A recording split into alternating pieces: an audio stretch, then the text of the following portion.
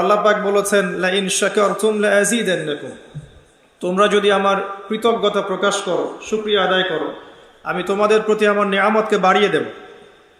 ওয়া লা ইন কাফারতুম ইন্না আযাবি লাশাদীদ, যদি তোমরা অকৃতজ্ঞ হও, অস্বীকার করো, তাহলে জেনে রেখো যে আমার আযাব বড়ই কঠিন।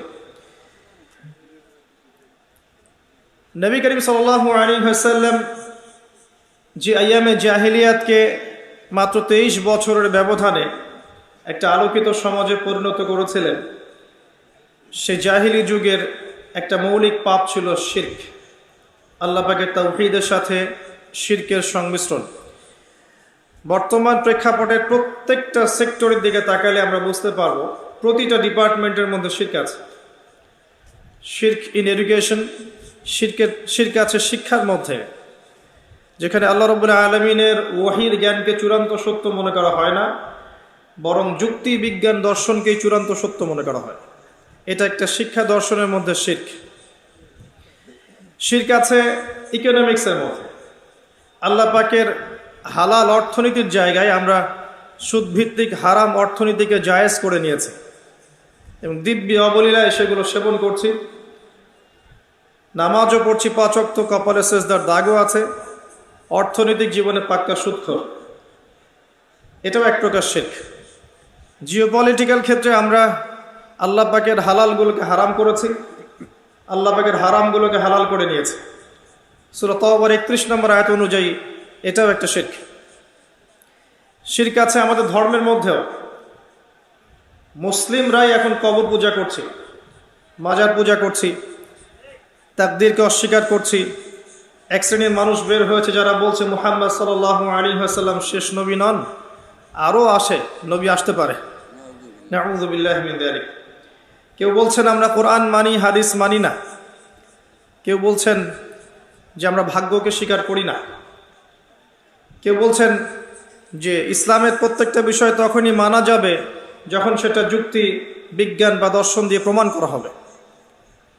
মুসলিমরাই আল্লাহ ছাড়া অন্যের কাছে দোয়া করছে, মুসলিমরা আল্লাহ ছাড়া অন্য কার উদ্দেশ্যে নজর মানত করছে, আল্লাহ ছাড়া অন্য কাউকে সেজদা করছে, আল্লাহ ছাড়া অন্য কারো নামে কসম করছে, পশু কুরবানি করছে। মুসলিমরাই শিরকে লিপ্ত আছে এবং মুসলিমরাই নিজেদের মধ্যে আজ শতদা বিভক্ত দলাদলির মধ্য দিয়ে। ধর্মতাত্ত্বিক প্রেক্ষাপটে আপনি অনেক সমস্যা দেখতে পারবেন। শিরকের পাশাপাশি আছে বেদায়াতের সমস্যা। নবী সাল্লাল্লাহু আলাইহি ওয়াসাল্লামের সুন্নাহর নাম দিয়ে আমরা এমন অনেক আমল চালু করেছি যেগুলোর আসলে কোনো বেজ নাই, কোনো ভিত্তি নাই। নেকির আশায় আমরা এই কাজগুলো করছি যেগুলো নবী সাল্লাল্লাহু আলাইহি ওয়াসাল্লামও করেননি, সাহাবায়ে কেরাম রাদিয়াল্লাহু আনহুম কেউই করেননি। ধর্মতাত্ত্বিক ক্ষেত্রে সমস্যা দেখবেন, শিক্ষাক্ষেত্রে সমস্যা দেখবেন, ইকোনমিক্সের সমস্যা দেখবেন, জিওপলিটিক্যাল ক্ষেত্রেও সমস্যা দেখবেন। প্রত্যেকটা ডিপার্টমেন্টেই শিরক আছে এখন, যেটা আইয়ামে জাহিলিয়াতের one of the most important জাহিলিয়াত, এটা ছিল শিরক। জাহিলি যুগে একটা পাপ ছিল রিবা বা সুদ, যেটা এখন পুরো বিশ্বে একটা সুদভিত্তিক অর্থনৈতিক সিস্টেমের মধ্য দিয়ে সবাইকে সুদখোর বানানো হয়েছে। যদিও বা নবী সাল্লাল্লাহু আলাইহি ওয়াসাল্লাম বলেছিলেন যে ব্যক্তি সুদ খায়, যে দেয়, যে লিখে রাখে, যে সাক্ষী থাকে, সবাই সমান অপরাধী, সবাইকে আমি লানত করলাম, অভিশাপ দিলাম। তারপরেও দিব্যি অবলীলায় আমরা মুসলিমরাই সুদ খাচ্ছি। এবং কোন কোন ক্ষেত্রে যারা সুদের বিরুদ্ধে ইসলামিক অর্থনৈতিক কোনো সিস্টেম চালু করতে চায় তাদেরকেই সমাজে বেশি ব্যঙ্গর শিকার হতে হয়। রিবা প্রত্যেকটা ক্ষেত্রে আছে।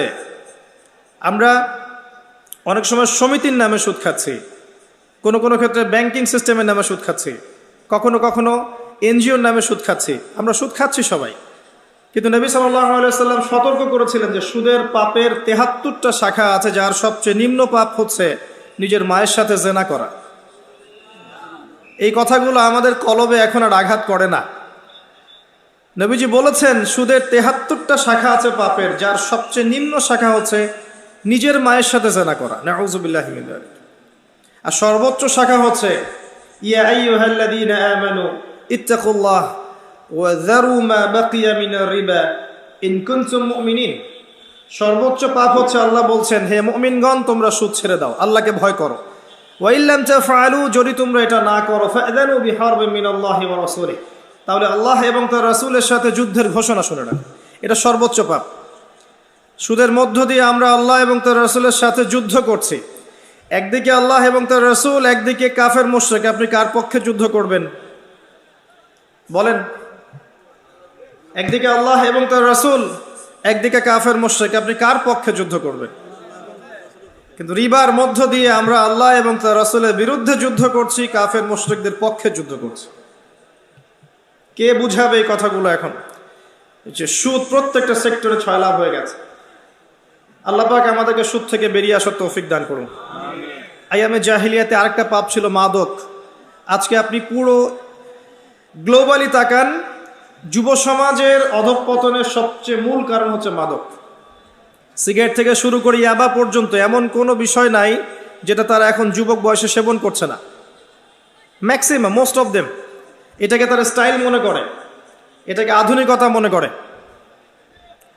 এবং এখান থেকে শুরু হয় আস্তে আস্তে খারাপ সঙ্গদোষ, তারপরে নারীর সঙ্গ, তারপর জেনা, তারপর হারাম মিউজিক, তারপর অহেতুক কিছু খেলাধুলা, তারপর দেখবেন স্মাগলিং করা, ছিনতাই করা, রাহাজানি করা, ক্যাসিনোতে যাওয়া, জুয়া খেলা। এক পর্যায়ে দেখবেন পর্নোগ্রাফিতে আসক্ত হয়ে যাবে, এরপর বিবাহিত জীবনেও ব্যর্থ, পরবর্তীতে রাষ্ট্রের বোঝা হয়ে যাবে। এর বেশি কিছু না। একটা বড় বড় সংখ্যার যুব সমাজ আজকে এই পথে চলে গেছে। আল্লাহ পাক আমাদের যুবক ভাইদেরকে ফিরিয়ে নিয়ে আসুন, আমিন।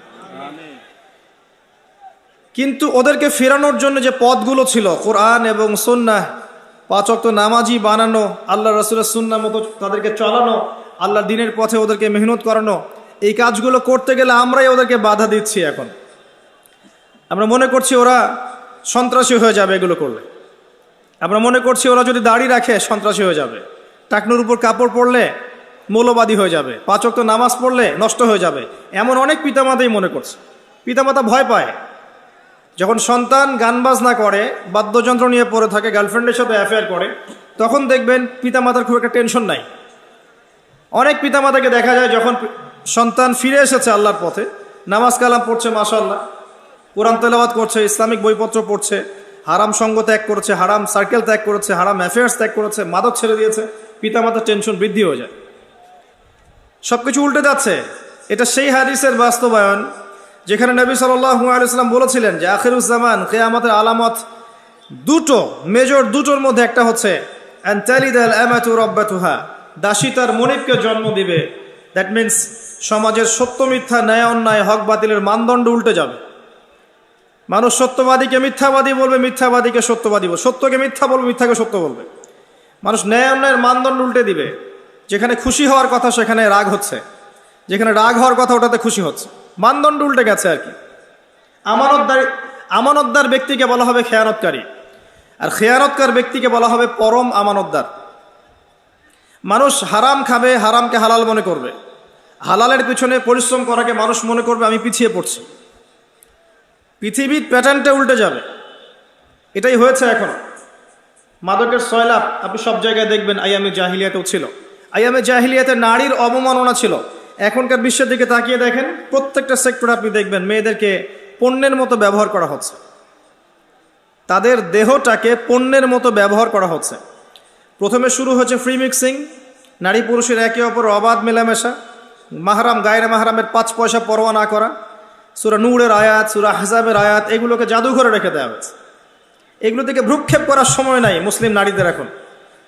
সূরা নূরের আয়াতগুলো, সূরা আহজাবের আয়াতগুলো, সূরা তাহরিমের আয়াতগুলো, সূরা নিসার আয়াতগুলো, এগুলোর দিকে ভ্রুক্ষেপ করার সময় নেই। দেখবেন ফ্রি মিক্সিং সব জায়গায় চলছে। এরপরে দেখবেন তাদের পোশাক, তারা ছেলেদের পোশাক পরে ঘুরছে, পোশাক পরেও নগ্ন থাকছে। দেখবেন ফাংশনাল রোল চেঞ্জ হয়ে গেছে, পুরুষদের জায়গায় মেয়েরা, মেয়েদের জায়গায় পুরুষেরা। এর উপরে দেখবেন উপর থেকে পর্নোগ্রাফি প্রত্যেকের ঘরে ঘরে, এবং অশ্লীল সংস্কৃতি, যার মধ্য দিয়ে মানুষ ভিতর থেকে পশু হয়ে গেছে। প্রত্যেকটা সেক্টর, স্কুল থেকে শুরু করে কলেজ, ইউনিভার্সিটি, আপনার ব্যবসা প্রতিষ্ঠান, আপনার চাকরি ক্ষেত্র, ইভেন পলিটিক্যাল মিছিল, সবখানে দেখবেন মেয়ে ছেলে ফ্রি মিক্সিং। এর ফলশ্রুতিতে দেখবেন যে হালাল সম্পর্কগুলোর জায়গায় জেনা, ধর্ষণ, ব্যভিচার, পরকীয়া বেড়েছে এবং সমাজের কাঠামোটা নষ্ট হয়ে গেছে। এটা আইয়ামে জাহিলিয়াতকেও হার মানিয়েছে। এবং আমরা এখনো কন্যা সন্তানকে হয়তো জীবন্ত দাফন করি না, কিন্তু গর্ভে যদি কন্যা সন্তান আসে অ্যাবর্শন করে ফেলতে চাই, এটা কিন্তু আমাদের মধ্যে আছে। আবার অনেক সময় দেখা যায় কন্যা সন্তান হলে মুখটা কালো হয়ে যায়, ফোন করে বলা হয় এবার দুঃসংবাদ, ইনশাল্লাহ পরের বার সুসংবাদ হবে, সবর করো। আইয়ামে জাহিলিয়াতে গোত্রীয় হানাহানি ছিল।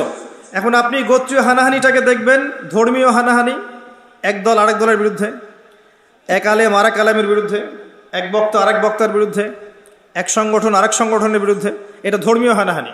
এক তরিকা আরেক তরিকার বিরুদ্ধে। পলিটিক্যালিও দেখবেন আমরা হানাহানিতে আছি। নিজের মায়ের পেটের ভাই দুজন দুটো দল করে হানাহানি, কাটাকাটি, মারামারি, হিংসা, বিদ্বেষ, অথচ নিজের মায়ের পেটের ভাই। জিও পলিটিক্যাল ক্ষেত্রে দেখবেন এক দেশের সাথে আরেক দেশের মারামারি, ইকোনমিক স্যাংশন, সামরিক আগ্রাসন, এখন সামনে হতে পারে নিউক্লিয়ার যুদ্ধ, যেটা দ্বার প্রান্তে এই মানব জাতি দাঁড়িয়ে আছে। আমরা তো অনেক বড় বড় স্বপ্নের কথা বলি, মানব জাতি দাঁড়িয়ে আছে একটা নিউক্লিয়ার যুদ্ধের সামনে। যে কোনো সময় বিশ্বে ম্যাসাকার নিউক্লিয়ার যুদ্ধ হতে পারে, যে কোনো সময়।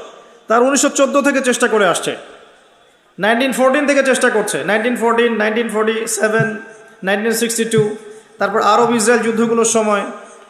এখন আবার নতুন করে সিরিয়াতে তারা চেষ্টা করেছিল, পারে নাই।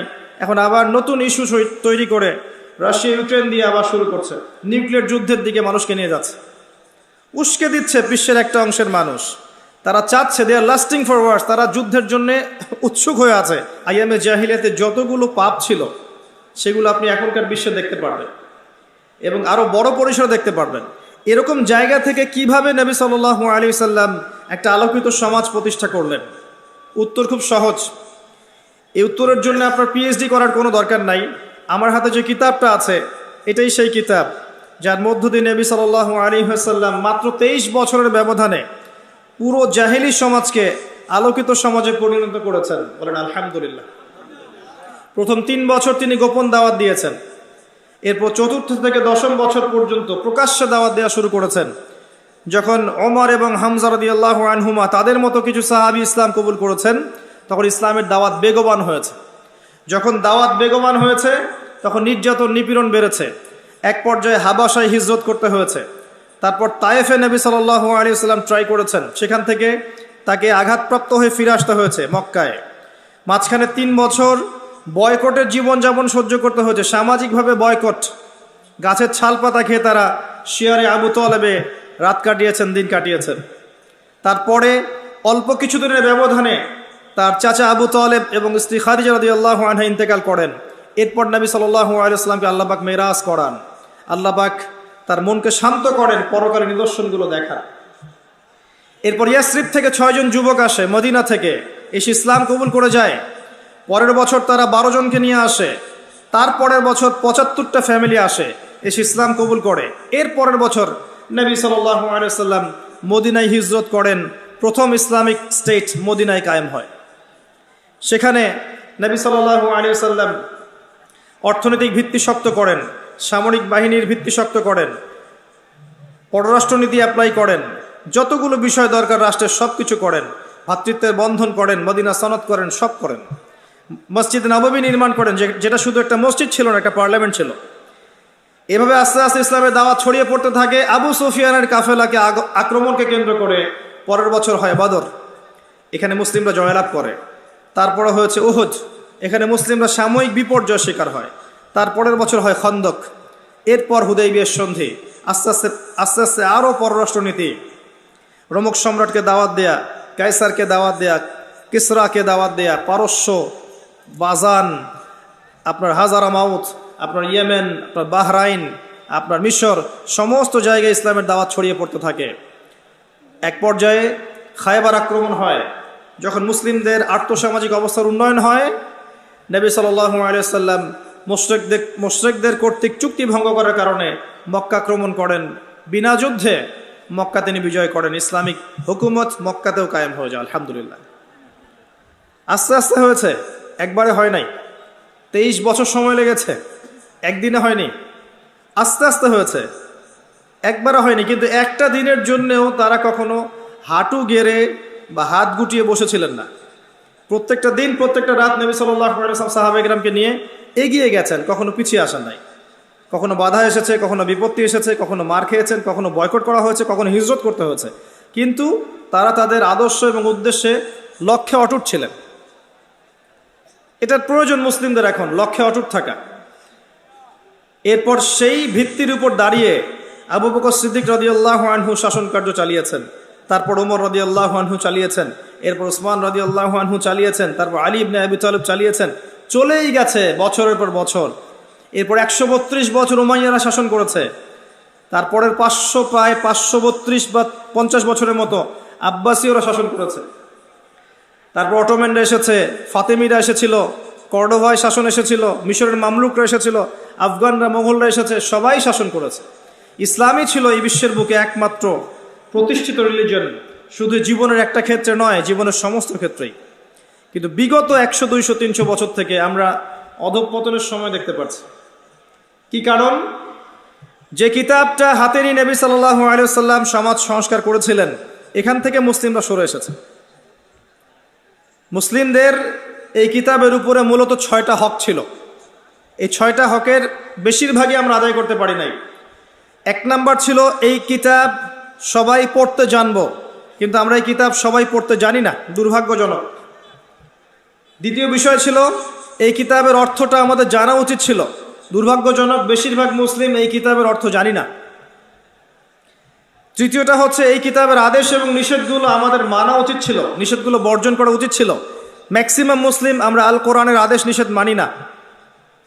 জি, এই কিতাবের দাওয়াত মানুষের ঘরে ঘরে পৌঁছানোর কথা ছিল, কিন্তু এই ক্ষেত্রে আমরা অনেকেই এই কাজটা করতে পারি নাই।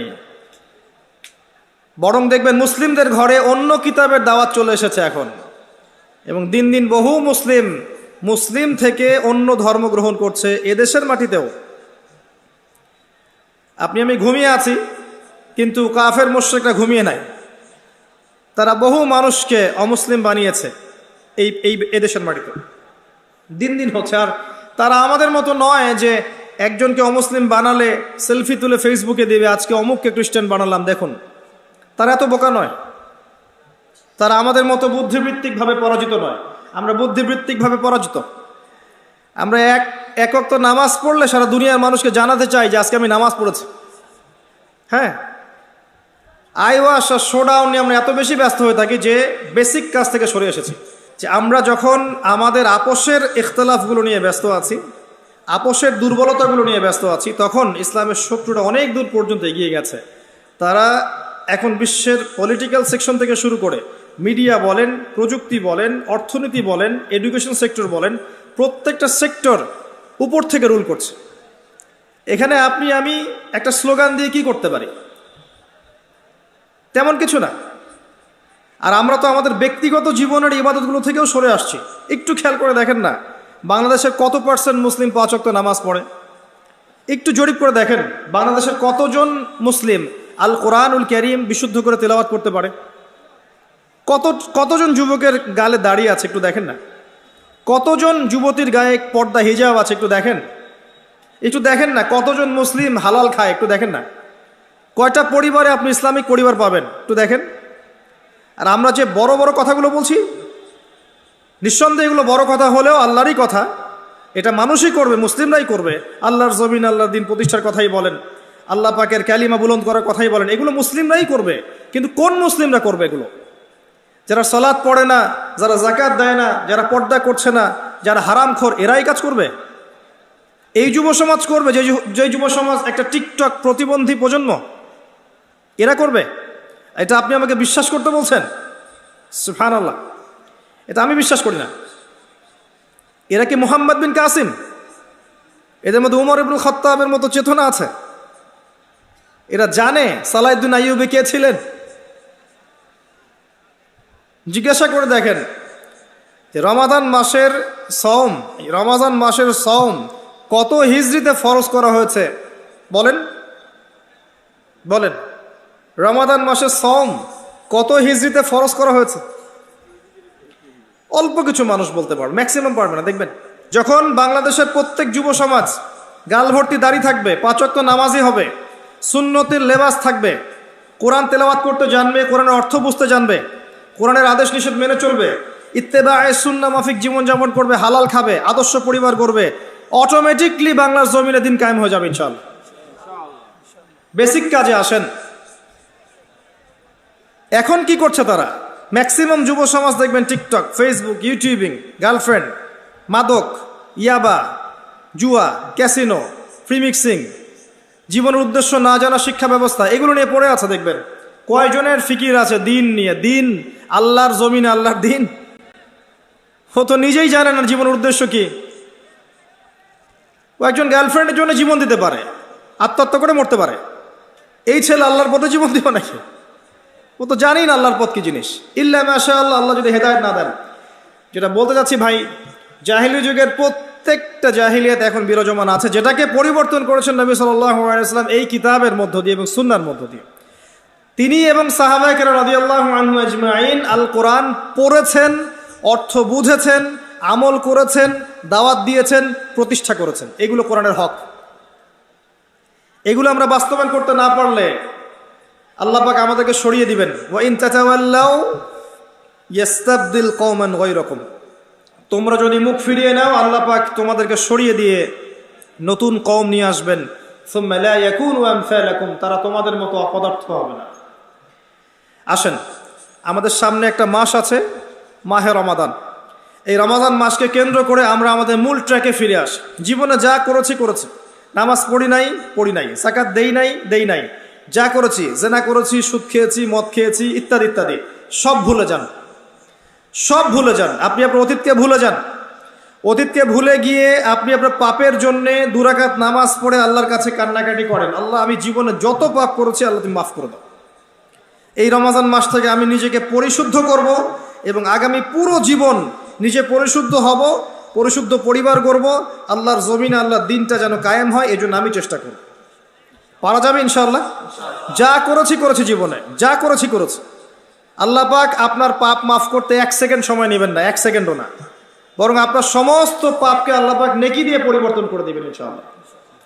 সূরা ফুরকানের মধ্যে স্পষ্ট আয়াত আছে, ইল্লা মান তাবা ওয়া আমানা ওয়া আমিলা আমালান সালিহা ফাউলাইকা ইউবাদদিলুল্লাহু সাইয়্যাতিহিম হাসানাত।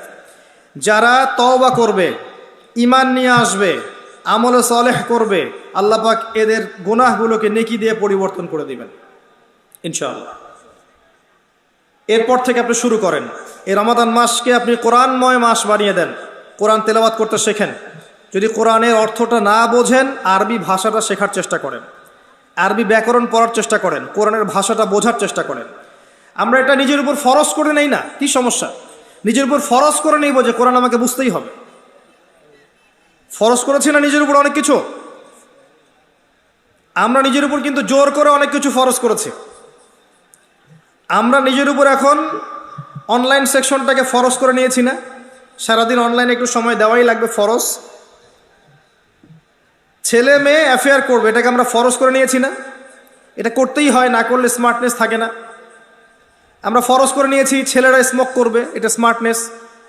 আমরা ফরজ করেছি আমাকে একটা অনার্সের সার্টিফিকেট অর্জন করতেই হবে, মাস্টার্সের সার্টিফিকেট অর্জন করতেই হবে, না হলে আমি সমাজে মুখ দেখাতে পারবো না। অনেক কিছু তো আমরা ফরজ করে নিয়েছি নিজের উপরে। আসেন না, আল্লাহর কোরআনের অর্থটা বুঝতে হবে, এটা ফরজ করে নেই, পারা যাবে না ইনশাল্লাহ। আপনি সায়েন্স, আর্টস, কমার্স পড়ছেন, মেডিকেল কোচিং করছেন, বিসিএস কোচিং করছেন, আপনি ইঞ্জিনিয়ারিং পড়ছেন, কত কি পড়ছেন, আল কোরআনের ভাষা বোঝার জন্য অ্যারাবিক শেখা যাবে না? বাংলাদেশের এমন কোনো মহিলা আছে যে হিন্দি ভাষা বোঝে না? আছে? যাকে তাকে জিজ্ঞাসা করেন, বাংলার মহিলাদেরকে জিজ্ঞাসা করেন, হিন্দি দিয়ে প্রশ্ন করেন, ও বুঝবে। বলতে না পারলেও বুঝবে কি বলছেন আপনি। কিভাবে সম্ভব? কোন স্কুলে পড়ানো হয়, কলেজে পড়ানো হয়, মাদ্রাসায় পড়ানো হয়, লিখানো হয়? কিভাবে শিখল বলেন?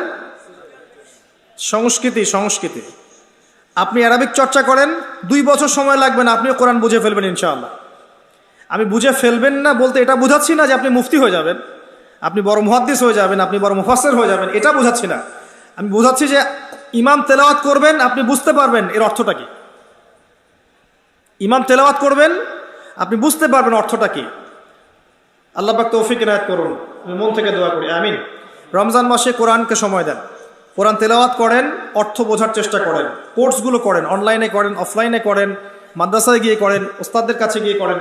এবং যারা আমরা কোরআন তেলাওয়াত করতে জানি না, রমজানে শিখবো ইনশাল্লাহ, শিখবো ইনশাল্লাহ। যারা জানি তারা এই মাসে এক পারা করে পার ডে পড়বো, এক পারা করে পার ডে, একদিনে মিনিমাম এক পারা, 30 দিন 30 পারা পড়া যাবে ইনশাল্লাহ। এবং এটাকে চর্চা ধরে রাখবেন, সারা বছর প্রত্যেক মাসে একটা করে খতম দিবেন, মাসে একটা করে খতম দিবেন। চাঁদ উঠবে, চাঁদের প্রথম দিন 1 পারা, চাঁদের দ্বিতীয় দিন 2 পারা, চাঁদের তৃতীয় দিন 3 পারা, এভাবে আপনি পুরো কোরআন খতম করবেন। পারবেন? চাঁদের সাথে কোরআনের সম্পর্ক আছে, কোথায় আছে এটা আপনি খুঁজে বের করবেন, আমি বলে দিব না। এই চাঁদের সাথে কোরআনের সম্পর্ক আছে, কোথায় আছে খুঁজে বের করে।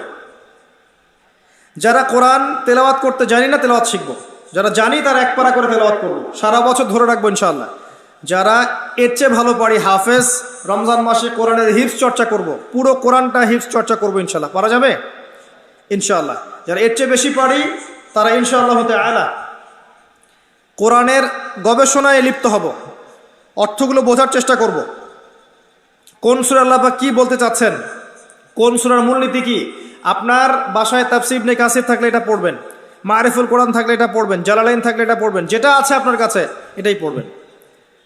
প্রতিদিন একটা নির্দিষ্ট সময়কে বেছে নেবেন, এই 1 ঘন্টা আমি স্মার্টফোন থেকে টোটালি দূরে থাকবো, ফোন বন্ধ, ল্যাপটপ বন্ধ, সব বন্ধ। আমি টোটালি একদম কোরআন নিয়ে, ইসলামিক বই নিয়ে পড়ার টেবিলে। এটার জন্য আপনার বেস্ট সময়টা আপনি বেছে নেন। যদি ফজরের পর পড়েন বেটার, যদি না পড়েন জোহরের পর, না পড়েন আসরের পর ইত্যাদি। আপনি নামাজের পর একটা সময় বেছে নেন, যে সময়টা পড়ার টেবিলে থাকবেন মিনিমাম 1 থেকে 2 ঘন্টা, নড়বেন না এখান থেকে, ফোন টোন সব বন্ধ, কারোর সাথে কোনো কন্ট্যাক্ট নাই। পড়বেন একদম কাট পেস্ট, যেটাকে আমরা বলি ক্রস চেক, একদম ক্রস চেক করে বসবেন। খাতা থাকবে, ডায়েরি থাকবে, আপনার সামনে কোরআন থাকবে, তাফসীর থাকবে, একাধিক তাফসীর থাকবে, একটা করে আয়াত পড়বেন, ওই আয়াতের কয়েকটা তাফসীর অনুবাদ দেখবেন, প্রাসঙ্গিক ব্যাখ্যা দেখবেন, মূল পয়েন্টগুলো নোট আউট করবেন। পারবেন? পারবেন না? এভাবে পড়াশোনা না করলে কিন্তু মন থেকে শান্তি আসে না।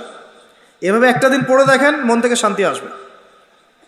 একটা আয়াতকে নেন, মনে করেন একটা আয়াতকে নিলেন, যে আল্লাহ পাক বলেছেন ইয়া আইয়ুহাল্লাযীনা আমানু ইত্তাকুল্লাহ হাক্কা তুকাতিহি ওয়া লা তামুতুন্না ইল্লা ওয়া আনতুম মুসলিমুন, সূরা আলে ইমরান 102। আপনি এই আয়াতটা পড়েন, পড়ে এর তাফসীর 1টা 2টা 3টা তাফসীর অনুবাদ দেখেন, দেখে এর প্রাসঙ্গিক ব্যাখ্যাগুলো পড়েন।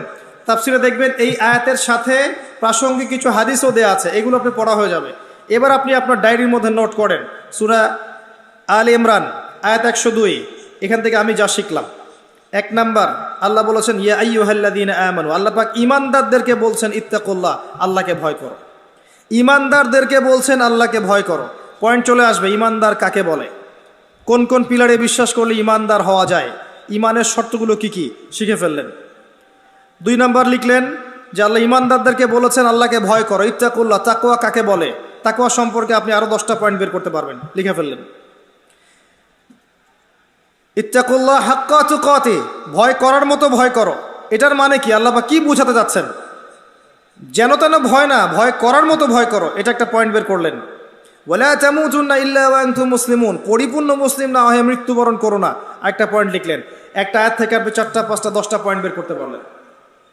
এবার এই একটা শিক্ষাটা আপনি আপনার স্ত্রীকে শোনান, আপনার মাকে শেখান, আপনার বাবাকে শেখান। আপনি মসজিদে যান, ওই আয়াতটা মসজিদের সবার সামনে তেলাওয়াত করে আপনি আপনার দাওয়াতি কাজ করেন। পারা যাবে? কোরআনময় সমাজ এমনি এমনি হয় না, একটা কোরআনের ব্যাপক রেভলিউশন দরকার। কোরআনই সেই অস্ত্র যেটা দিয়ে আপনি ইসলামিক সমাজ বাস্তবায়ন করতে পারবেন, আর কিছু নাই। আমাদের কাছে কি মিসাইলস আছে নাকি, পারমাণবিক অস্ত্র আছে, কি আছে? কিছুই তো নাই। শুধু অন্তরে থাকতে হবে ঈমান, ইসলাম, হাতে কোরআন এবং নিজের উপর সুন্নাহ, তাকওয়া, এতটুকুই। তাওয়াক্কুল, প্রচেষ্টা, মুজাহাদা, ইস্তেকামা, এগুলোর মধ্য দিয়ে ইনশাআল্লাহ তাআলা ইসলামের বিজয় আসে। কোরআনে সময় দেন, রমজান মাসে কোরআনময় হয়ে যান। যারা আরো বড় স্কলার, তারা কোরআনের আরো বেশি গবেষণা করে এই রমাদান মাসে 30 দিন 30টা টপিকে উম্মাকে কিছু কিছু কথা বলবেন, শেখাবেন, চর্চা করবেন এবং এগুলোকে মানুষের দুয়ারে দুয়ারে পৌঁছে দিবেন। শুধু মুসলিমদের দুয়ারে নয়, অমুসলিমদের দুয়ারে দুয়ারেও পৌঁছে দিতে হবে। যদি আমরা না দেই, অমুসলিমরা আমাদের দুয়ারে ওদের কিতাব পৌঁছে দিবে, দেখবেন দিচ্ছে এখন। কিন্তু আপনারা তো খবর রাখেন কি না জানি না, তো বাংলাদেশে প্রচুর মানুষ এখন দিন দিন খ্রিস্টান হচ্ছে, ডে বাই ডে। এটা তাদের ক্রেডিট বলবেন নাকি আমাদের ব্যর্থতা বলবেন? আমি বলবো আমাদের ব্যর্থতা। তাদের ক্রেডিট কি? পেট্রোডলার, টাকা দেয়া, সেবার নামে করা, চাকরি দেয়া, বাড়ি করে দেয়া, জব দেয়া, এগুলো দিয়ে মানুষকে টানা। আমি দুর্বল না হলে আমাকে টানবে কিভাবে? আমার মধ্যে ইমান থাকলে, ইসলাম থাকলে, 5 ওয়াক্ত নামাজি আমি যদি হই, কোরআনময় জীবন গড়ি, আমাকে কিভাবে টানতে পারে? তাহলে ব্যর্থতা কোন জায়গায়? ওদের সাফল্যে না আমাদের ব্যর্থতায়? আমরা দাওয়াতি কাজ কিন্তু সব দিকে ফোকাস করছি না। দেখেন, আজকে মাহফিলে এসেছি আমরা আলহামদুলিল্লাহ, আর আমি একটা মাহফিলে গেলে আমি আশা করি না পরের বার আমি এখানে আসতে পারবো। এই জন্য আমি কিছু কথা খোলাখুলি বলে যাই আর কি। দেখেন, একটা মাহফিল সব কিছু নয়। যখন কনস্ট্রাকটিভলি কাজ হবে, একদম গোড়া থেকে আস্তে আস্তে আস্তে আস্তে কিন্তু পরিবর্তন আসবে। একটা মাহফিল আমরা উজ্জীবিত হতে পারি, সবাইকে দিক নির্দেশনা দিতে পারি, মুসলিমদেরকে ইমান একটা চর্চা, একটা মুজাহাদ, একটা চর্চা, মোরাকাবা, আত্মসমালোচনা হবে। কিন্তু এরপর কি? আজকেই শেষ? সব বন্ধ করে বাসাকে ঘুমাবো? আজকের পর থেকেই, কালকে সকাল থেকে আপনাকে কোরআন নিয়ে চলতে হবে যে ভাই কিছু কথা বলে গেছে, রমজান মাস আসার আগে আমি কোরআনটা পড়া শিখে ফেলাই, রমজান মাসে কোরআনটা শেষ করি, এটা তিলাওয়াত শুরু থেকে শেষ পর্যন্ত খতম দেই, দেওয়ার পর অর্থগুলো একটু পড়ি। হাদিসের কিতাব কিছু বলে গেছে ভাই, নাম বলেছে রিয়াদুস সালেহিন, মিশকাতুল মাসাবি, বুলুগুল মারাম মিন আদিলাতিল আহকাম, আপনার ফয়জুল কালাম, আপনার এই হাদিসে আরবাইন, তারপরে আপনার আবু দাউদ, নাসাই, তিরমিজি, ইবনে মাজাহ, শেষে বুখারী, মুসলিম। এই যে কিতাবগুলোর নাম ভাই বলে গেছে, কিতাবগুলো একটু কিনি, একটু বড় বড় লাইব্রেরিতে যাই, বইগুলো একটু কিনি, বাসায় একটা লাইব্রেরি করি, প্রতিদিন 1 ঘন্টা 2 ঘন্টা একটু চর্চা করি। মাদ্রাসায় পড়িনি, তাতে কি হয়েছে? চর্চা করি, যেগুলো বুঝবো না আলেমদের কাছে জিজ্ঞাসা করব, সমস্যা কি? কে বলেছে আপনি দিনের জন্য কিছু করতে পারবেন না? এটা কি সেই ধর্ম যে ব্রাহ্মণরা ছাড়া অন্য কেউ বেদ পড়তে পারবে না? ব্যাপারটা কি এমন? এটা সেই রিলিজিয়ন যেটা চর্চা সবাই করতে পারবে, কিন্তু সবাই মুফাসসির হতে পারবে না, সবাই মুহাদ্দিস হবে না, সবাই ফকিহ হবে না, কিন্তু আমভাবে সবাই তো একটা মৌলিক জ্ঞান অর্জন করতে পারবে। সমস্যা কোথায়? এই মৌলিক জ্ঞানটুকুই মানুষের মাঝে প্রচার করবে। রমাদানকে কাজে লাগান প্রিয় ভাই। এই রমাজান আপনার জীবনের শেষ রমাজানও হতে পারে। ওয়ার্ল্ড যেখানে দাঁড়িয়ে আছে, কে জানে আগামী রমাদানে আমাদের মধ্যে কোনো মানুষ বেঁচে থাকবে কিনা? কেউ গ্যারান্টি দিতে পারবে? পারবে না। অতএব এই রমাজানকে কোরআনময় করেন। এই কারণে এতগুলো কথা বলছি, কারণ রমজান মাসটা মর্যাদা মণ্ডিত হয়েছে একটা কারণে, অনলি একটা কারণে। কারণটা কি? শাহরু রমাদানাল্লাযী উনজিলা ফীহিল কোরআন। এটা সেই মাস যেই মাসে আল্লাহ পাক কোরআন নাযিল করেছেন। ইন্না আনজালনাহু ফী লাইলাতিল কদর। আমি কোরআনকে লাইলাতুল কদরে নাযিল করেছি। এবং এই কোরআনকে হাতে নিয়েই 23 বছরের ব্যবধানে জাহিলিয়াতের সমস্ত শেকড় উপরে ফেলে একটা আলোকিত সমাজ প্রতিষ্ঠা হয়েছে। সেই আল্লাহ কি মরে গেছেন? নাউজুবিল্লাহ। সেই রাসূলের আদর্শ কি মরে গেছে? সেই কোরআন কি এখন পৃথিবী থেকে উঠিয়ে নেওয়া হয়েছে? সেই আল্লাহ এখনো আছেন, সেই নবীর সুন্নাহ এখনো আছে, সেই কিতাব এখনো আছে। সেই ঈমান, সেই তাকওয়া থাকলে ইনশাআল্লাহ দেখবেন সেই কিতাবকে হাতে নিয়েই আবারও সমাজ সংস্কার করা যাবে ইনশাআল্লাহ তাআলা। আর ইসলাম কি কারো শত্রু? ইসলাম কি মানবতার শত্রু? ইসলামের কোনো একটা বিধান কি মানবতা বিরোধী? কেউ যদি ইসলামের বেসিক বিষয়গুলো মেনে নেয়, সে কি ইহকাল পরকালে ব্যর্থ হয়ে যাবে না সফল হবে? ইসলাম কি কারো গর্দানে তরবারি ধরে প্রচার করা হয়েছে? জোর করে প্রচার করা হয়েছে? কেউ যদি ইসলামের বিষয়গুলো ফলো না করে, আমরা কি ওকে বোম মারবো? ওকে বোম মেরে উড়িয়ে দিব? আমরা কি ওর গর্দানে তরবারি লাগবো? ইসলাম কিছুই করে না। ইসলাম শুধু তার সৌন্দর্য দিয়ে মানুষের মন জয় করে। ফাযাক্কির ইন্নামা আনতা মুযাক্কির লাস্তা আলাইহিম বিমুসাইতির। আল্লাহ পাক যার তাকদীরে হেদায়েত রেখেছেন, ইনশাআল্লাহ সে হেদায়েত পেয়ে যাবে। হ্যাঁ, ইসলাম কখন প্রতিরোধ করে? যখন সে মাজলুম হয়ে যায়। যখন সে মাজলুম হয়, তখন জুলুম ঠেকানোর জন্য সে বাধ্য হয়ে তার ডিফেন্সিভ ওয়েপন্সগুলো ইউজ করে। এটা কি তার অধিকার নয়? আসেন, দীর্ঘদিন পুরো 1400 বছর পর্যন্ত কোরআন এবং সুন্নাহকে হাতে নিয়েই মুসলিমরা এগিয়ে গেছে। শেষের 100-200 বছর কি এমন হলো যার ফলশ্রুতিতে আমরা আমাদের সেই গৌরবান্বিত সময়গুলো হারিয়ে ফেললাম? আমি কয়েকটা পয়েন্ট আপনাকে মেনশন করছি। পয়েন্টগুলো মেনশন করার আগে আমি জাস্ট কয়েকটা কথা বলছি। রমজান মাসে করেন আল্লাহর বাস্তে, কোরআনকে সময় দেওয়ার পাশাপাশি 5 ওয়াক্ত নামাজ জামাতে পড়েন। 30টা রমজান 30টা রোজা রাখেন, রোজার পাশাপাশি আল্লাহ পাকের হারামগুলোকে ছেড়ে দেন। মা বোনদেরকে পর্দায় রাখেন, পরিবারকে সময় দেন, আদর্শ পরিবার গড়ার চেষ্টা করেন। জাকাতগুলোকে রমজান মাসে দিয়ে দেন, বেশি বেশি এই মাসে দান সাদাকা করেন, মানুষকে বেশি বেশি ইফতার খাওয়ান। দুনিয়া পূজারি হবেন না, এই মাসে আধ্যাত্মিকতা অর্জন করার চেষ্টা করেন, তাজকিয়া অর্জন করার চেষ্টা করেন। ইনশাআল্লাহ রমাদান মাস শেষ হতে না হতেই আল্লাহ পাক আপনার সমস্ত গুনাহকে মাফ করে দেবেন ইনশাআল্লাহ। এবং লাইলাতুল কদর পাওয়ার চেষ্টা করেন। এবার এই জায়গায় আসেন, কি এমন হলো আমাদের, কোন কোন জায়গায় সমস্যা হলো আমাদের, যার ফলশ্রুতিতে আমরা আমাদের সেই সোনালী সময়গুলো হারিয়ে ফেললাম। আমি প্রথম কারণটা বলবো, 1 নাম্বার অজ্ঞতা। আমরা আগের মতো এডুকেটেড নই। আল্লাহ পাক প্রথম আয়াত নাজিল করেছিলেন ইকরা, পড়ুন। আমরা এখন পড়াশোনা খুব একটা করতে চাই না। বাস্তবতা এমনই, যদি অনেক অস্বীকার করতে পারে, কিন্তু বাস্তবতা এটাই, কনস্ট্রাকটিভ সিলেবাসে কেউ পড়াশোনা করতে চায় না। আপনি একটা ওয়াজ করেন, দেখেন 2.5 ঘন্টা ওয়াজ করেন, দেখবেন অনেক মানুষ বসে বসে ওয়াজ শুনছে। আপনি এই সারা রাত ওদেরকে একটা বই পড়তে দেন, আর রাহিকুল মাখতুম একটা বই দেন রাসূল সাল্লাল্লাহু আলাইহি ওয়াসাল্লামের জীবনের উপর, দিয়ে বলেন ফজরের নামাজের পরে পরীক্ষা নিব, সারা রাত পড়ো, ফজর নামাজের পর পরীক্ষা নিব, দেখি কে কত পায়। দেখবেন আপনার পার্টিসিপেন্টের সঙ্গে 100 জন নাই, পড়তে চায় না। ওই ইউটিউবে গিয়ে দেখবেন একটা বিচ্ছিন্ন লেকচার শুনেছে। ভাই, ইউটিউবের লেকচার শোনা বা ফেসবুকের একটা লেকচারে কাটপিস শোনা, এটা ইমান রিচার্জের জন্য যথেষ্ট নয়, এটা কনস্ট্রাকটিভ পড়াশোনা নয়। এভাবে আপনার মস্তিষ্ক বিক্ষিপ্ত হয়ে যাচ্ছে। আজকে এই টপিক পড়েন, কালকে ওই টপিক শোনেন, কাল পরশুদিন আরেক টপিক শোনেন, আর ইউটিউবে ঢুকলেই তো দেখবেন এই আলেম কি বললেন ওই আলেমের বিরুদ্ধে, অমুক যা বললেন তার বিরুদ্ধে, এগুলোই। এর বাইরে কি আছে? এই কাজগুলো করে মিডিয়া, এই কাজগুলো এক শ্রেণী মিডিয়া করে টাকার জন্যে, ডলারের জন্যে। উনি যা বললেন তার বিরুদ্ধে, উনি আবার যা রিপ্লাই দিলেন তার বিরুদ্ধে, মানে খেপিয়ে দেওয়া হয় একজনকে আরেকজনের বিরুদ্ধে। এমন এমন সামলাইন দিয়ে দিবে যে ইচ্ছাকৃতভাবে রাষ্ট্রকে, প্রশাসনকে ওই ব্যক্তির বিরুদ্ধে লাগিয়ে দেওয়া হবে। এতে করে আস্তে আস্তে মানুষ মাইনাস হতে থাকবে এবং এই ময়দান ফাঁকা হয়ে যাবে। এই কাজটা কারা করলো? এক শ্রেণী মিডিয়া করেছে, দুনিয়া পূজারি মিডিয়া। যদি এদেরকে কন্ট্রোল করা না যায়, আগামী দিনে দেখবেন এই আলেম ওলামাদের সংখ্যা, এই চেয়ারে বসা মানুষের সংখ্যা আরো কমে যাবে। দেখে নিন আমার কথাটা, এখনো সময় আছে, দূরদর্শীদের সাথে কন্ট্রোল করতে শিখেন, নাহলে আগামীতে দেখবেন যে এরা নিজেরাই অমুসলিমদের অঘোষিত ওয়েপেন্স হিসেবে কাজ করছে। ওরা জানেই না যে ওরা কি করছে, ইসলামে ক্ষতি করছে। বাদ দেন, যেটা বলছিলাম, এগুলো ইসলাম শেখার মাধ্যম নয়, কনস্ট্রাকটিভ। একটা লেকচার শুনলেন, সেই লেকচারটা যদি কনস্ট্রাকটিভ হয়, বিষয়ভিত্তিক হয়, গঠনমূলক হয়, আপনি কিছু শিখতে পারবেন। কিন্তু যদি এলোমেলো লেকচার হয়, আপনি শিখতে পারবেন না। এবং আজকে এই টপিকের একটা লেকচার, কালকে ওই টপিকের একটা, পরশুদিন আরেকটা বই পড়ছেন, তারপর দিন আরেকটা বই পড়ছেন, আপনার মাথাটা বিক্ষিপ্ত হয়ে যাবে, আপনি পড়াশোনা করতে পারবেন না। আমরা যদি এভাবে স্কুল লাইফে পড়াশোনা করতাম, আমরা কি গ্র্যাজুয়েশন করতে পারতাম? একটা সিলেবাস ছিল না, আগে ক খ শিখবে, তারপরে বানান করে পড়া শিখবে, তারপর সেন্টেন্স মেকিং শিখবে, তারপর ট্রান্সলেশন শিখবে, প্যারাগ্রাফ শিখবে, ইত্যাদি ইত্যাদি। এগুলো ছিল না, একটা সিকোয়েন্স ছিল। এই সিকোয়েন্স মেনটেন করে পড়াশোনা করতে হবে, এটা প্রথম কাজ, যেটা থেকে আমরা সরে এসেছি। সিকোয়েন্সগুলো কিভাবে করবেন? মাদ্রাসায় যে ক্লাসিক্যাল বইগুলো আছে পড়তে হবে, তারপরে আপনি কোরআনের সাথে হাদিস, ইসলামের ইতিহাস, রাসূলের জীবনী, তারপরে জিওপলিটিক্স, ইসলামের অর্থনীতি, এক একটা সাবজেক্ট আপনাকে পড়তে হবে।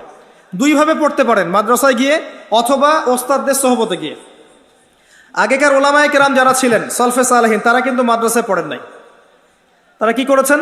একজন আলেমের কাছে কোরআন শিখেছেন, একজনের কাছে গিয়ে নাহু সরফ শিখেছেন, একজনের কাছে গিয়ে আরবি ভাষা সাহিত্য শিখেছেন, আরেকজনের কাছে গিয়ে হাদিস শিখেছেন, আরেকজনের কাছে উসুলে হাদিস শিখেছেন। এইভাবে আস্তে আস্তে আস্তে আস্তে তারা ফকি হয়েছেন, মুহাদ্দিস, মুফাসসির হয়েছেন। এটা একটা ভালো ট্র্যাক। এখন এটা আমি বলবো পজিটিভ, এটাই করা উচিত। যারা জেনারেল লাইনে পড়ছেন তাদের জন্য এটাই ভালো অপশন, আর যারা মাদ্রাসায় পড়ছেন তারা তো সৌভাগ্যবান, আলহামদুলিল্লাহ। কিন্তু মাদ্রাসাতেও কিছু ল্যাকিংস আছে। যেমন এখানে আমরা পুরো হিস্ট্রি পাচ্ছি না, পুরো ফিলোসফি, পুরো ইসলামিক ইকোনমিক্স, পুরো জিওপলিটিক্স, পুরো সিরাত ইত্যাদি সব কিছু পুরোপুরি পাচ্ছি না। অনেকেই বের হচ্ছেন এখান থেকে যারা গ্লোবাল বিষয়গুলো সম্পর্কে ওয়াকিফাল নন, অনেকে বের হচ্ছেন। কারণ কি? কোরআন সুন্নাহ হাতে থাকার পরেও যদি আমি সারা ওয়ার্ল্ডকে ডিল করতে না পারি, তাহলে আমার ব্যর্থতা নয় এটা বললে কি মাইন্ড করবেন? এটা আমার ব্যর্থতা। কোরআন সুন্নাহকে হাতে রেখে যদি আমি ইসলামকে দিয়ে দেখে চ্যালেঞ্জ করতে না পারি, এটা আমার ব্যর্থতা। আল্লাহ পাক বোঝার তৌফিক দান করুন। প্রথম প্রবলেম আমি ফাইন্ড আউট করি হচ্ছে পড়াশোনার ল্যাকিংস। দ্বিতীয় প্রবলেম আমি দেখি, আমরা পড়ছি অনেকেই, জানছি অনেকেই, জানা অনুযায়ী আমল করছি না, এটা একটা ল্যাকিংস। থার্ড আমি একটা ল্যাকিংস দেখি, সেটা হলো আমরা হালাল খাচ্ছি না, হারাম খাচ্ছি। ম্যাক্সিমাম সুদ খাচ্ছি, ঘুষ খাচ্ছি, দুর্নীতি করছি, এবং দেখবেন মানুষের সম্পদ আত্মসাৎ করে খাচ্ছি। হারাম ঢুকলেই ইবাদত নষ্ট হয়ে যাবে, নূর আধ্যাত্মিকত্ব নষ্ট হয়ে যাবে। ইসলামী খেলাফা জিহাদ ওগুলো পরের কথা, নিজের ভিতরে আধ্যাত্মিকত্বই থাকবে না, নিজেই কবরের আযাব থেকে বাঁচতে পারবো না। এটা আমি প্রবলেম দেখি আমাদের মা বোনদের ক্ষেত্রে। এরা ফ্যামিলিস্ট রেভলিউশনে ধোকায় পড়ে নিজের ইজ্জত হারাচ্ছে, ফ্রি মিক্সিংয়ে ইজ্জত হারাচ্ছে, ব্যাপক জেনা হচ্ছে, পরকীয়া হচ্ছে, আপনি দেখবেন ধর্ষণ হচ্ছে। এরা সঠিকভাবে পর্দা করছে না। আমরা ওদেরকে নারী পুরুষের অবাধ মেলামেশা দিয়ে দিয়েছি, এতে করে ওরা তাদের সম্মান হারাচ্ছে। এটা একটা বড় সমস্যা আমাদের। আমি প্রবলেম দেখি যে আমরা আদর্শ পরিবারগুলো করতে পারছি না। ম্যাক্সিমাম পরিবার দেখবেন তাওহিদ জানে না, সুন্নত জানে না, ইসলামের সংস্কৃতি নাই। বাবা দুনিয়াদার, মাও মাশাল্লাহ দুনিয়াদার, এদিকে ছেলেও মাশাল্লাহ টিকটক প্রজন্ম, এরকম পরিবার চলছে। এগুলো মেজর প্রবলেম। এগুলোকে কাভার আপ না করে ইউ ক্যানট ইমাজিন ইসলামিক খেলাফা আর Islamic revolution, never ever, this is not possible. এটা সম্ভব না। এগুলো বেসিক যেগুলো সাহাবা একরাম করেছিলেন, রাসূল সাল্লাল্লাহু আলাইহি ওয়াসাল্লাম করেছিলেন, দীর্ঘদিন যুগ যুগ ধরে আমাদের মুসলিম বাপদাদারা করে এসেছে। এখান থেকে আমরা সরে আসলে স্লোগান দিয়ে আইওয়াস শোডাউন দিয়ে কিচ্ছু হবে না ভাই। আলাইকুম আনফুসাকুম, নিজের নফসের খবর নাও, নিজের নফসের খবর নাও, নিজের নফসকে ঠিক করো, তারপরে অন্যের দিকে আঙ্গুল তুলতে আসো। আমি এগুলো প্রবলেমস ফাইন্ড আউট করি, এগুলো আমাদের এখনকার সমস্যা। অন দ্য আদার হ্যান্ড আপনি অন্যদিকে গিয়ে দেখবেন ইসলামের এগেইনস্টে যারা আছে ওরা পলিটিক্যালি ডেভেলপড, ওদের মধ্যে মিডিয়া আছে, ওদের প্রযুক্তি আছে, ওদের ইকোনমিক সেকশন আছে, ওদের মধ্যে ঐক্য আছে। আর ঐক্যের শব্দটা তো বলেই নেই। এটা এমন একটা শব্দ যেটা চুপচুপ করে বলতে হয়, শয়তান যেন শুনে না ফেলে। কারণ আমরা আমাদের মধ্যে 95টা বিষয় যদি একমত থাকে, 5টা-4টা বিষয় যদি দ্বিমত থাকে, আমরা বিভক্ত হতে রাজি আছি, তাই না ভাই? এটা মুসলিমদের চরিত্র এখন। আর অমুসলিমদের মাঝে গিয়ে দেখেন তাদের মধ্যে 99টা বিষয় যদি দ্বিমত থাকে, একটাতে একমত ইসলামের শত্রুদের, যে তারা ইসলামকে আক্রমণ করবে বা ইসলামকে ডমিনেট করতে চায়, এখানে তারা একমত, তারা ঐক্যবদ্ধ। আর আমাদের মধ্যে দেখবেন 95টা বিষয় আমরা একমত, কয়েকটা বিষয়ে যেটাতে আমরা হয়তো দ্বিমত। একজনের মাসলাক একরকম, আরেকজনের মানহাজ একরকম, আরেকজনের মাযহাব একরকম, আরেকজনের তরিকা একরকম, আরেকজনের ফিকহি বুঝ একরকম, যথেষ্ট বিভক্ত হওয়ার জন্য। শততা বিভক্ত। বাংলাদেশে 73 দল নয়, 73,000 দল আছে। এ প্রত্যেকেই বলে যে আমি হকের উপর আছি, সবাই আমার দলে আসো। ঐক্যের কথা তো বলাই যায় না, মানে ঐক্যের কথা মুখে বলে, মনে কিন্তু ঐক্য নাই। ঐক্যটা কিন্তু মনের ব্যাপার। ওয়াতাসিমু বিহাবলিল্লাহি জামিআন ওয়া লা তাফাররাকু, এটা কোরআনে আছে। মনে করিয়ে দিতে হয় যেটা কোরআনে আছে। আল্লাহ বলেছেন যে তোমরা আল্লাহর রজ্জুকে একসাথে ধরো, জামিআন ওয়া লা তাফাররাকু, দলে দলে বিভক্ত হয়েও না। আল্লাহ বলেছেন একসাথে থাকো, একসাথে থাকি নাই। আল্লাহ বলেছেন দলে দলে বিভক্ত হয়েও না, হয়েছে। এখন এই আয়াতটা যে আমি মানিনি, আমি স্কলার হয়ে মানি নাই, আমি আলেম হয়ে মানি নাই, আমি ধর্ম নেতা হয়ে মানি নাই, কোরআনের অবমাননা কে বেশি করলো, আমি না আপনি? বলেন। এই আয়াতের উপর যে আমরা আমল করছি না, এটার অবমাননা কে বেশি করছে? আমি না একজন নাস্তিক, আমি না একজন মোরতাদ, আমি না একজন কুফার? কে অবমাননা করছে বেশ? ঐক্য নাই, টোটালি ঐক্যহীন। কে এগুলো নিয়ে কথা বলবে? আর এটা এমন একটা শক্তি যেটা থাকলে একটা কমিউনিটির মধ্যে বহিঃশত্রুরা তাকে ডমিনেট করতে পারে না। এই বাংলাদেশি হিসেবে আমরা যদি ঐক্যবদ্ধ জাতি না থাকে, অন্য জাতিরা আমাদের উপর হামলা করতে পারবে না, সম্ভব না। আমাদের ঐক্যবদ্ধ থাকার দরকার আছে না? অ্যাজ এ নেশন আমরা সবাই একটা বডি না? এখানে আপনি দেখবেন জনগণ আছে, যুব সমাজ আছে, নারীরা আছে, শিশুরা আছে, প্রশাসন আছে, গভর্নমেন্ট আছে, সবাই মিলে আমরা একটা বডি না? কেউ যদি মনে করে আমি অমুকের শত্রু, এ অমুকের শত্রু, এর মধ্যে ঐক্য থাকবে? তখন খুব সহজেই এখানে অন্যরা সুযোগ নিতে পারবে। যদি আমরা সবাইকে একটা বডি মনে করি, আমরা সবাই একটা বডি, আমরা একটা নেশন, তখন দেখবেন এত সহজ না বাংলাদেশে থেকে দমানো। সহজ না। এই সহজ কথাটা আমরা ধর্ম নেতাদেরকে বোঝাতে পারছি না। ধর্মের ক্ষেত্রে আমরা কেন আলাদা হয়ে গেলাম? আমরা সবাই হানাফি মাযহাব ফলো করি, তারপরেও অনেকগুলো দল। আমরা অনেকে দেখবে সালাফিজম ফলো করি, সালাফিজমের মধ্যেও অনেক দল আছে। কথা বললে হয়তো মাইন্ড করতে পারে, আমি যেন মাইন্ড করবে ভয়ে কথা বলি না, মানুষ খুব অল্পতেই মাইন্ড করে। তো বাস্তবতা এটাই যে আমরা যদিও বলছি আমরা ঐক্যবদ্ধ, আমরা আসলে ঐক্যবদ্ধ নই, শততা বিভক্ত আমরা। যারা আমরা বলছি আমরা চূড়ান্ত সহির উপর আছি, ওখানেও দেখবেন আপনি সহি বিভক্তি আছে। কি করবেন আপনি? একটা সলিউশন আমার কাছে মনে হয় যে আমরা যদি মন থেকে সবাইকে মুসলিম ভাই মনে করতে পারি, আমার মনে হয় এনাফ। যে হ্যাঁ, উনি একটা মাযহাব ফলো করে, উনি একটা সালাফিজম ফলো করে, উনি একটা তরিকা ফলো করে, কিন্তু সে কোরআন মানে, হাদিস মানে, নবী সুন্নাহ মানে, আল্লাহ রসুলকে মানে, সে মুসলিম, আমি তাকে মুসলিম মনে করি, সে আমার ভাই। কোনো সমস্যা আছে? তার সাথে আমার সব বিষয়ে একমত না, আমার হতেও হবে না। সব বিষয়ে একমত কখনো হতেও হবে না। সিম্পল। আমি ঘড়িটা বাম হাতে পড়েছি, আপনি চাইলে ডান হাতে পড়তে পারেন। সিম্পল। অনেকে বলবে ডান হাতে ঘড়ি পরা বেটার, আমি মনে করছি যে আমার এখানে সুবিধা হচ্ছে। একই কথা, আপনি একটা টুপি ইউজ করছেন, টুপি নিয়েও কামড়াকামড়ি, সুবহানাল্লাহ।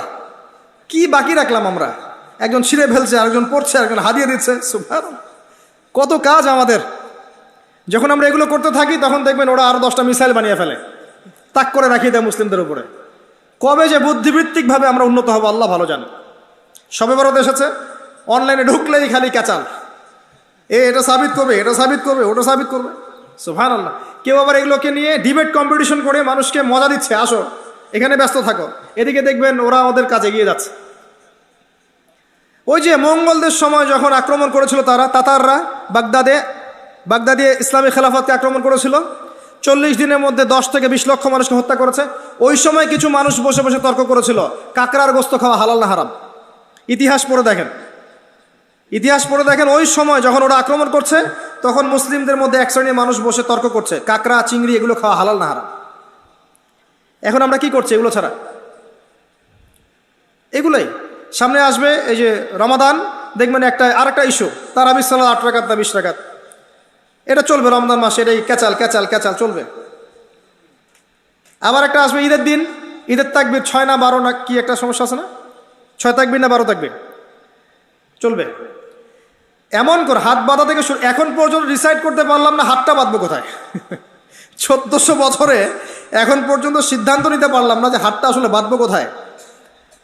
আর কেউ যদি নাভির নিচে বাঁধে, অনেক সময় দেখা যায় ওর সামন দিয়ে মানুষ হেঁটে চলে যাচ্ছে, ওর তো নামাজই হয় না, এরকম ভাব। কি বলবেন, এরকম দৃশ্য আমিও দেখেছি। এক ভাই নাভির নিচে হাত বেঁধেছে, আরেক ভাই অন্য পার্টির আর কি, তো সে তার সামন থেকে হেঁটে চলে গেল। নামাজের সামন দিয়ে হেঁটে চলে গেলেন, বলছে তো নামাজই হয় না, তো হাতই বাঁধা শেখেন, নামাজই হয় না। সুবহানাল্লাহ। আজ পর্যন্ত আমরা ডিসাইড করতে পারলাম না এগুলো। তো এই হচ্ছে অবস্থা ভাই। আমি আপনাকে বাস্তবতা দেখাচ্ছি আর কি। আমি একটু প্র্যাকটিক্যাল মানুষ, বাস্তবতার বিষয়গুলো আমি একটু ফোকাস করার চেষ্টা করি। বাস্তবতা হচ্ছে এই যে আমরা আজকে শততা বিভক্ত, পড়াশোনার খুব একটা কেয়ার করছি না, আমরা ওলামায়ে কেরামকে রেসপেক্ট করছি না খুব একটা, এবং আলেম ওলামাদের ভিতরেও ঐক্যের অভাব আছে, ইসলামিক দলাদলির মধ্যে ঐক্যের অভাব আছে, একই সাথে আমাদের মধ্যে হালাল রিজিকের অভাব আছে, তাজকিয়া আত্মশুদ্ধির অভাব আছে, পারিবারিক আদর্শগুলো ঠিক হচ্ছে না, হারাম খাচ্ছি, দুনিয়া পূজা করছি, দিনকে আমি দুনিয়ার উপরে অগ্রাধিকার দিচ্ছি। কোনো কোনো ক্ষেত্রে এইসব চেয়ারে বসেও আমরা দিনকে দুনিয়ার বিনিময়ে বিক্রি করছি, আমরা হালালকে হারামের সাথে মিশ্রিত করছি, সত্যকে মিথ্যার সাথে মিশ্রিত করছি, সৎ সাহস নিয়ে সত্য কথা জনগণের সামনে বলতে পারছি না, অনেক সমস্যা। এরপরে দেখবেন সোশ্যালি আমরা ডিভাইডেড, পারিবারিকভাবে সমস্যা, আমাদের বাচ্চা কাচ্চাদেরকে ঠিকমতো মানুষ করতে পারছি না, সঠিক প্যাটার্নে পড়াশোনা করাতে পারছি না, আমাদের সাথে আমাদের প্রশাসনের ঊর্ধ্বতন কর্তৃপক্ষের সম্পর্ক ভালো না, অথচ ভালো রাখা উচিত। এই যে কলিউশনগুলো, এগুলোতে হচ্ছে কি ইন্টারনালি আমরা দুর্বল হয়ে পড়ছি। এই জায়গা থেকে উম্মাকে নিয়ে উপরে ওঠা এখন এত ডিফিকাল্ট যে আপনাকে আবার ওই গোড়া থেকে শুরু করতে হবে, যে গোড়া থেকে নবী সাল্লাল্লাহু আলাইহি ওয়াসাল্লাম শুরু করেছে। এমন নয় যে আমাদের কাজ কিছু করা নাই, অনেক কাজই করা আছে। আমাদের মুসলিম জনসংখ্যা আছে, আমাদের মধ্যে ইমানের চেতনা আছে, ইসলাম আছে, আমরা কোরআন মানি, আমরা হাদিস মানি, আমরা আলেম ওলামাদেরকে শ্রদ্ধা করি, অনেক কিছুই করি। আমরা ঘষা মাজা দরকার যে জায়গাগুলোর মধ্যে সমস্যা আছে। আর আমার চেয়ে আপনারা অনেক বেশি বিচক্ষণ, আপনারা জানেন কোন কোন জায়গায় কিভাবে কাজ করলে এই সমস্যাগুলো সলভ করা সম্ভব হবে ইনশাআল্লাহ। যদি আমরা আগামী 20, 30, 40 বছরের মধ্যে আল্লাহ যদি কবুল করেন এই প্রবলেমসগুলোকে সলভ করতে পারি, আপনি দেখবেন পরে একটা প্রজন্ম আসবে ইনশাআল্লাহ, যাদের হাতে আল্লাহ পাক ইসলামের বিজয়ের পতাকা দিবেন ইনশাআল্লাহ। আমরা দোয়া করি আল্লাহ পাক আমাদেরকে সেই প্রজন্ম গড়ে তোলার তৌফিক দান করুন, আমিন। আমার মনে হয় আমি অল্প সময় যথেষ্ট বলেছি। আসন্ন রমাজানে আমরা এই কাজগুলোকে বেশি বেশি করি, আমরা সালাতকে ফোকাস করি, তারাবিকে ফোকাস করি, রমাজানে কোরআনকে সময় দেই, দান সাদাকাগুলো বেশি বেশি করি, যাকাতগুলোকে দিয়ে দেই, অন্যের হকগুলোকে দিয়ে দেই, এবং আল্লাহর ওয়াস্তে আমরা মুসলিম উম্মার ঐক্য নিয়ে ভাবি, দ্বীনের খেদমত নিয়ে ভাবি। আল্লাহ পাক আমাদের সবাইকে পবিত্র কোরআন এবং সুন্নাহ অনুযায়ী জীবনযাপন করার তৌফিক দান করুন। আগামী দিনগুলোতে ইসলামের জন্য কিছু করার তৌফিক আল্লাহ পাক আমাদেরকে দান করুন। আল্লাহ পাক আমাদের সরকার প্রশাসন জনগণ সবাইকে হেদায়েত দান করুন। আল্লাহ পাক আমাদের মধ্যে হৃদ্যতা, ভালোবাসা এবং ঐক্য দান করুন। আল্লাহ পাক আমাদেরকে একটা শক্তিশালী জাতিতে পরিণত করুন। যুব সমাজকে আল্লাহ পাক হেদায়েত দান করুন। আল্লাহ পাক মা বোনদেরকে পর্দায় রাখুন। আসন্ন রমাজানকে আমাদেরকে চূড়ান্তভাবে কাজে লাগানোর তৌফিক দান করুন। বেশি বেশি দান সাদাকার তৌফিক দান করুন। বেশি বেশি সালাত সিয়ামের তৌফিক দান করুন। আমাদের জানা অজানা প্রকাশ্য অপ্রকাশ্য সমস্ত গুনাহ আল্লাহ মাফ করে দিন।